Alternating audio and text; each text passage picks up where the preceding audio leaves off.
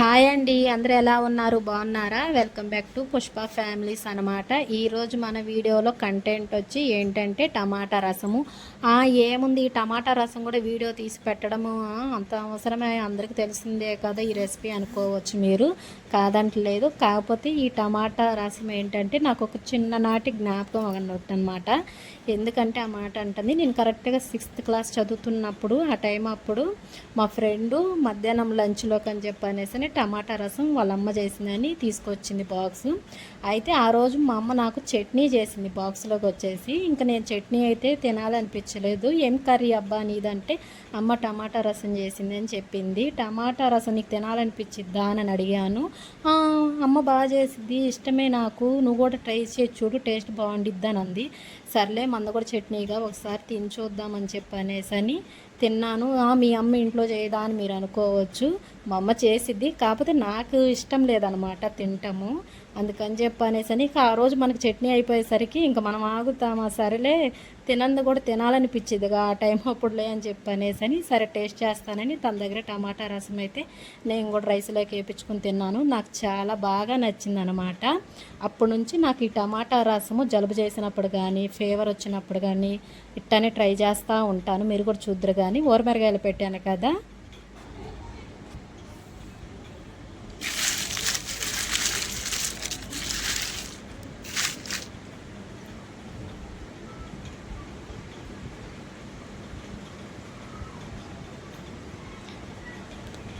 ఊరమిరగాయలు గలగలాడుతున్నాయి కదా. ఇంకా టమాటాలు అయితే మనం మిక్సీకి పట్టుకున్నాము. ఇట్టా చాక్తో కట్ చేసి చేసుకోవడం కంటే ఇట్లా మిక్సీలోకి పట్టుకోవడం వల్ల మనకి పేస్ట్ లాగా వచ్చేసిద్ది. టమాటా తొలకలు లాంటివి మనకు ఉండవు అనమాట. ఇక అందుకని చెప్పనేసని చింతపండు అయితే విడిగా నానబెట్టుకొని ఉంచాను. ఇంకా టమాటా పేస్ట్లోకి ఈ చింతపండు వేసుకొని, కల్లుప్పు వేసుకొని, కరివేపాకు వేసుకున్నాను. నా కాడ కొత్తిమీర లేదు, మీ కాడ కొత్తిమీర ఉంటే యాడ్ చేసుకోండి. కొత్తిమీరే అసలు రసానికైనా చారుకైనా మంచి టేస్ట్ని ఇస్తుంది అనమాట. నా కాడ లేదు, ఎంత ట్రై చేసినా నాకైతే దొరకలేదు అనమాట. ఉన్నదాంతోనే అడ్జస్ట్ చేశాను. ఇంకా వాటిని అయితే బాగా పిసుకాను అనమాట. చింతపండు కూడా వేసాను కదా, కరివేపాకు ఫ్లేవర్ అంతా కూడా రసంలోకి రావాలని చెప్పనేసి బాగా పిసికి ఆ పిప్పు వచ్చిద్ది అనమాట. ఆ తొక్కంతా తీసి బయట విడిగా పెట్టాలి. ఇంకా దాన్ని అయితే బాగా పిసికేసి మొత్తం తీసి పక్కనైతే పెట్టేసుకున్నాను. మిక్సీ జార్లో కొద్దిగా ఉన్నట్టుగా ఉంది టమాటా పేస్ట్ వచ్చి, అది కూడా వాటర్తో కలిపేసి పోసాను అనమాట.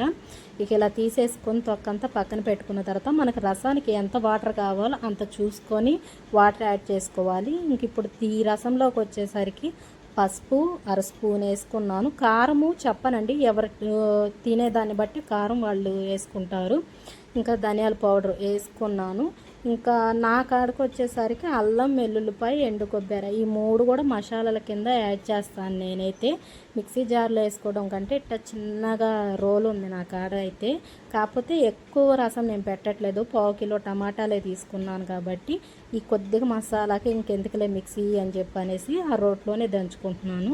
ముందుగా అయితే ఎండు కొబ్బరి వేసుకున్నాను. ఆ ఎండు కొబ్బరి మెత్తగా మెదిగిన తర్వాత చిన్నులపాయల అల్లము యాడ్ చేసి దాన్ని కూడా బాగా దంచుకున్నాను. ఈ 3 మెత్తగా దంచుకున్న తర్వాత దీన్ని కూడా తీసుకెళ్ళేసి ఆ రసంలో యాడ్ చేస్తాను. ఈ 3 దంచుకున్న తర్వాత రోట్లో చూడండి ఎలాగొచ్చిందో, మెత్తగా వచ్చింది కదా, చూడండి ఇలా దంచుకున్నాను అనమాట.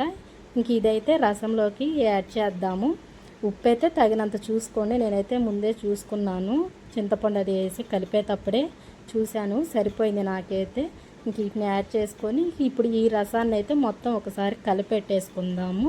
పెట్టుకున్న తర్వాత పొయ్యి మీద పెట్టుకుంటే ఒక 15 నిమిషాలు 20 నిమిషాలు ఈ రసం మరిగే టేస్ట్ని బట్టి ఉండిద్దండి. ఎంతసేపు పొయ్యి మీద ఉంచితే అంత మంచిది. ఇంక ఈ పక్కన పోపుకైతే రెడీ చేసుకుంటున్నాను. ఆయిల్ వేసుకుని దాంట్లో ఆవాలు, జీలకర్ర, పచ్చిమిర్చి, ఎండుమిర్చి, ఇంకొక 4 రెబ్బలు చిన్నులపాయలు క్రష్ చేసుకుని దాంట్లో వేసుకున్నాను. ఒక పెద్ద సైజు ఉల్లిపాయ కట్ చేసుకొని కరివేపాకు వేసుకున్నాను. రసంలో కొత్తిమీర లేదు, అదొక్కటే ఇదే అనిపించింది నాకు. ఇక పోపు అయితే రసంలో యాడ్ చేశాను. ఆ రసము యాడ్ చేయడం వల్ల పోపుకి చాలా మంచి టేస్ట్, అసలు పోపు ద్వారా వచ్చింది కూడా ఒక లెక్క చెప్పాలంటే రసానికి టేస్ట్. పోపు దాంట్లో వేసుకున్నాను. ఇంకా దాంట్లో టచింగ్ ఒక్కొక్కళ్ళు ఆమ్లెట్ వేసుకుంటారు, బాయిల్డ్ ఎగ్ ఫ్రై చేసుకుంటారు. నేనైతే ఇంట్లో మల్టీ కలర్ ఈ గొట్టాలుండి అవి అయితే ఫ్రై చేశాను అనమాట.